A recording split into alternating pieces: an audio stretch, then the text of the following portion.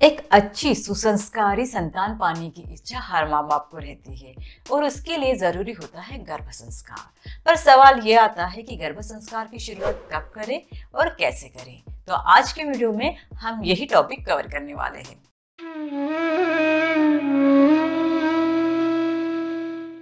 Hi mom and kids India में आप सभी का स्वागत है। क्या गर्भ संस्कार की शुरुआत जब कोई स्त्री प्रेग्नेंट होती है तब होती है? जी नहीं, गर्भ संस्कार की शुरुआत तभी से हो जाती है जब कोई स्त्री मां बनने के बारे में सोचती है। जब स्त्री के मन में मां बनने का विचार आता है तभी से गर्भ संस्कार की शुरुआत हो जाती है। तो हम जानते हैं कि गर्भ संस्कार से पहले भी कोई संस्कार रहता है। जी हाँ, उसे कहते हैं षोडश संस्कार। मनुष्य जीवन के लिए 16 संस्कार बनाए गए हैं और उसमें सबसे पहला संस्कार होता है गर्भ संस्कार। पर इस गर्भ संस्कार से पहले भी एक संस्कार आता है जिसे षोडश संस्कार कहा जाता है। हमारे शास्त्रों में षोडश संस्कार के बारे में विस्तृत जानकारी दी गई हुई है। हमारे ऋषि मुनियों में एक शास्त्र बनाया है और उसे कहते हैं गर्भोपनिषद, और ये खास गर्भस्थ महिला के लिए बनाया गया है। और उसमें लिखा गया है कि गर्भावस्था से 1 साल पहले और शिशु जब तक 2 साल का नहीं हो जाता तब तक गर्भ संस्कार चलता रहता है। 16 संस्कार जो मनुष्य के जीवन का आधार है, उसमें सबसे पहला संस्कार है गर्भ संस्कार। पर आप अब सोचेंगे उसमें षोडश संस्कार का वर्णन क्यों नहीं है? 16 संस्कार में मनुष्य जन्म से लेके अंत तक जो 16 संस्कार है वो आत्मा और शरीर पे किए जाने वाले संस्कार है, और ये षोडश संस्कार है ये बस आत्मा पर किए जाने वाला संस्कार है। इसीलिए षोडश संस्कार को 16 संस्कारों में स्थान नहीं है। 5000 साल पहले शास्त्रों में षोडश संस्कार के बारे में सविस्तर जानकारी दी हुई है, जो कि वर्तमान काल में अमल में लाना काफी मुश्किल है। वो जटिल भी है और कठिन भी है। अगर सिर्फ षोडश संस्कार के बारे में एक में वीडियो बनाऊं तो उसके लिए कम से कम 2 घंटे का टाइम लगेगा, और ये पॉसिबल नहीं है कि 5 और 7 मिनट में ये वीडियो में कवर कर पाए। इसीलिए षोडश संस्कार को कुछ पॉइंट में मैं आपके साथ शेयर करूंगी। अगर आपको षोडश संस्कार के बारे में विस्तृत जानकारी चाहिए तो हमारा ई बुक बहुत जल्दी लॉन्च होने वाला है। वहां पे आप षोडश संस्कार के बारे में विस्तृत से पढ़ सकते हैं। जैसे मैंने आपको पहले बताया था कि षोडश संस्कार आत्मा पे किए जाने वाला संस्कार है। जब कोई स्त्री और पुरुष विवाह संस्कार में बन जाते हैं, उसके बाद स्त्री पर षोडश संस्कार की शुरुआत शादी के वक्त ही होती है। शादी के वक्त ही उसे कुछ तीर्थ दिए जाते हैं जो कि औषधि होते हैं, जिसके कारण स्त्री के गर्भ की गर्मी निकल जाती है। उसके साथ ही स्त्री को कुछ आभूषण पहनाए जाते थे ताकि स्त्री के एक्यूप्रेशर और एक्यूपंक्चर पॉइंट दब जाए, जिसके कारण गर्भाशय मजबूत हो, ब्लड सप्लाई हो और गर्भाशय को ताकत मिले। कुछ वैदिक काल में गर्भधारणा के लिए मुहूर्त देखा जाता था और उसी हिसाब से स्त्री पर संस्कार किए जाते थे। ये संस्कार तो वैसे 1 साल पहले ही चालू होते थे, पर कुछ मुख्य संस्कार गर्भधारणा से 3 महीने पहले किए जाते थे।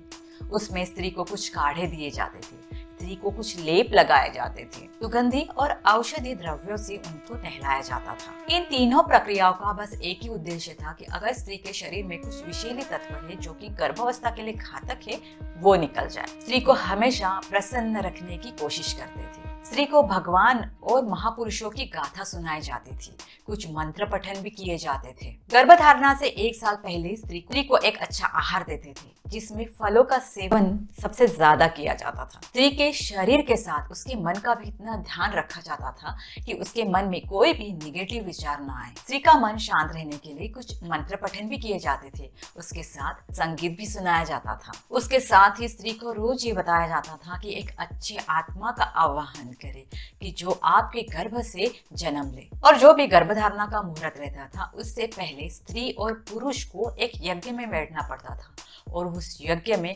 काफी सारे दिव्य लोगों को बुलाया जाता था। और उसके साथ ही उस और यज्ञ के दौरान ही एक अच्छे आत्मा का सब ऋषि मुनि मिलकर आवाहन करते थे। ये तो हुआ स्त्री के बारे में, पर इसका मतलब ये नहीं है कि पुरुषों का कोई दायित्व नहीं रहता था।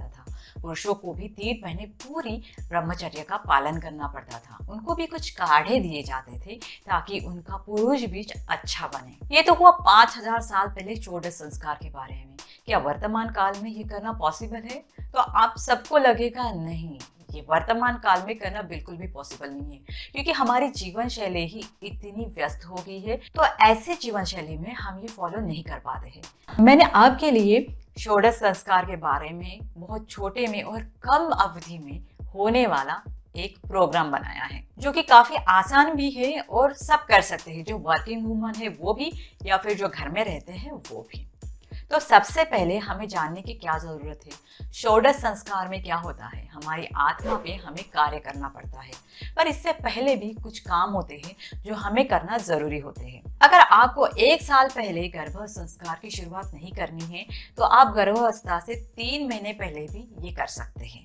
अगर 1 साल पहले आप करते हैं तो बहुत उत्तम होता है, उसके रिजल्ट काफी अच्छे आते हैं। देखिए, जब आपको प्रेग्नेंट होने की इच्छा है, उससे 3 महीने पहले आप कुछ चीज़ों पर काम करना चालू कर दीजिए। सबसे पहले मुख्य चीज़ है आपको अपने आहार को चेंज करना है।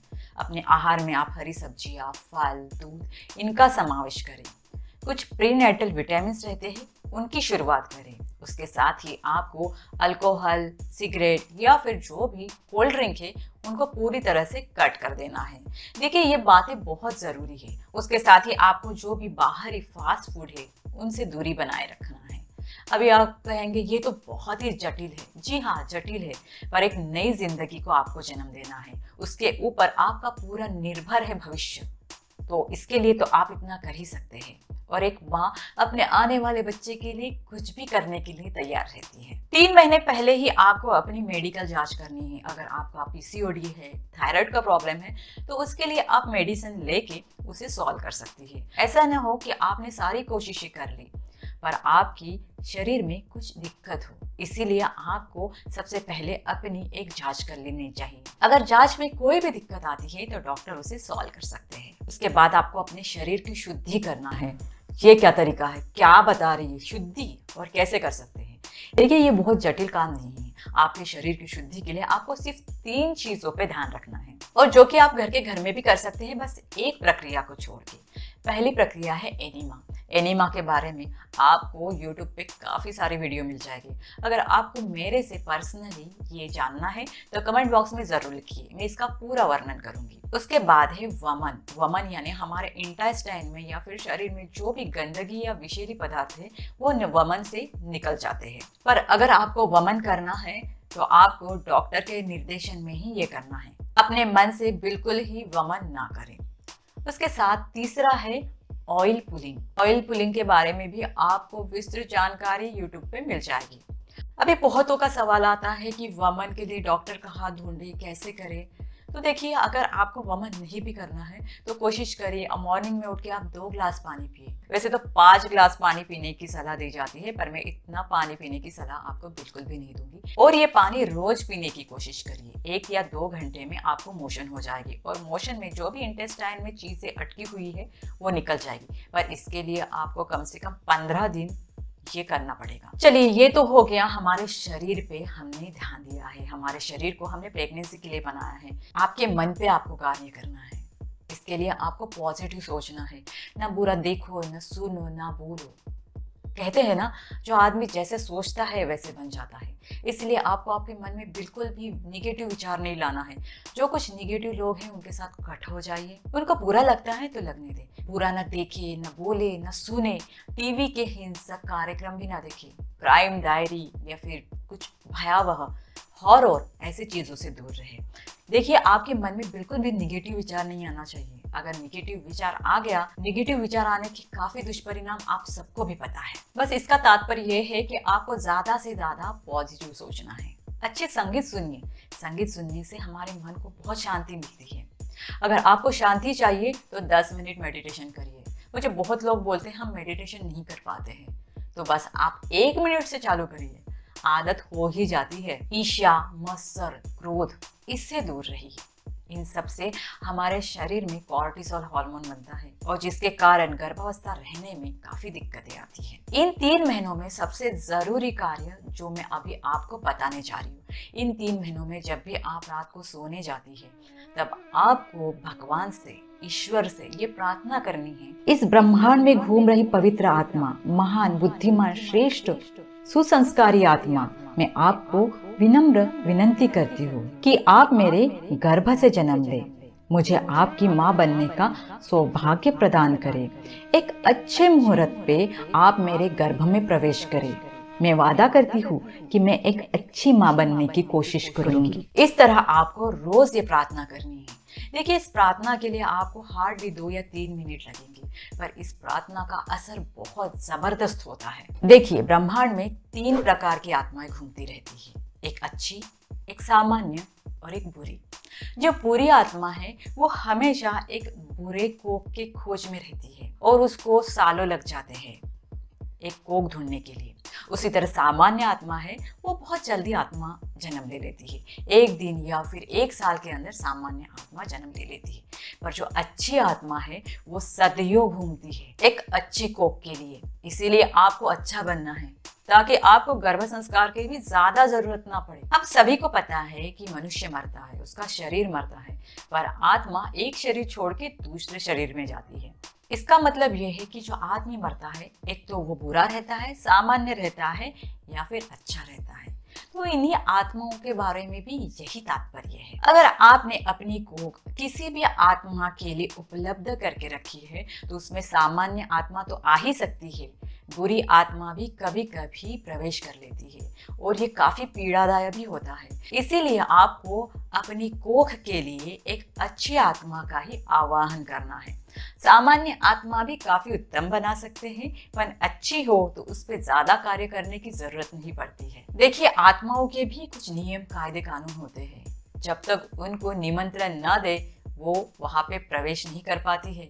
अगर आपने अपनी कोख को अच्छी आत्मा के लिए ही रखा है तो बुरी या सामान्य आत्मा वहां पे प्रवेश नहीं कर पाती है। ये कुछ नियम हर किसी के लिए लागू होते हैं, आत्माओं के लिए भी कुछ ऐसे नियम हैं। तो दोस्तों, आज हमने षोडश संस्कार, जो कि गर्भ संस्कार के पहले का संस्कार आता है, जो कि काफी कठिन और जटिल है, उसको मैंने काफी आसान शब्दों में आप तक पहुंचाने की कोशिश की है। अगर आपको लगता है कि ये काफी उपयोगी है तो इसी तरह हमारे आगे आने वाली वीडियो के लिए हमारे साथ जुड़े रहिए और अपना और अपनों का ख्याल रखिए। धन्यवाद।